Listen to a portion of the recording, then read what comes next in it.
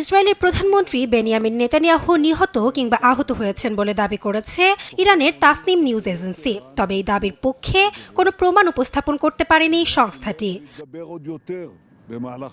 সোমবার ফার্সি ভাষায় প্রকাশিত একটি প্রতিবেদনে তাসনিম কয়েকটি পরিস্থিতিগত তথ্যকে একসূত্রে গেঁথে এই দাবি তোলে।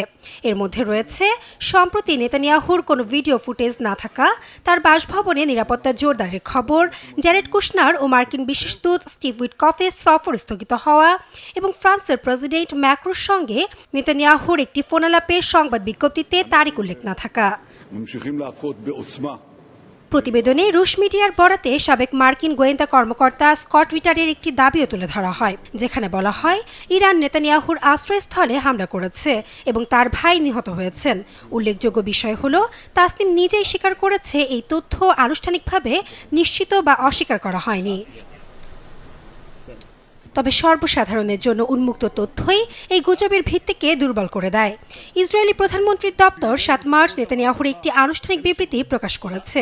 ৬ মার্চ তিনি বেরশেভায় একটি হামলার স্থান পরিদর্শন করেছেন।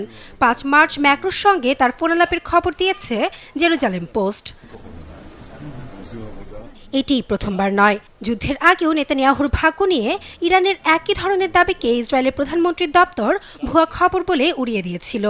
২ মার্চ জেরুজালেমে নেতানিয়াহুর কার্যালয়ের আশেপাশে কোনো ক্ষেপণাস্ত্র আঘাতের চিহ্ন পাওয়া যায়নি বলে জানিয়েছে সিনহুয়া। বিশ্লেষকরা বলছেন ইরান ও ইরানপন্থী গণমাধ্যমের এটি একটি পরিচিত কৌশল। বিক্ষিপ্ত তথ্যের টুকরোগুলো জুড়ে একটি নাটকীয় আখ্যান তৈরি করা হয়, তারপর সেটি ছড়িয়ে দেওয়া হয় যেন কোনো গোপন ঘটনা আড়াল করা হচ্ছে। মার্কিন ট্রেজারি বিভাগ তাসনিমকে ইরানের ইসলামিক রেভলিউশনারি গার্ড কর্পসের সঙ্গে সংযুক্ত বলে চিহ্নিত করেছে। নাসরিন আক্তার, চ্যানেল 24।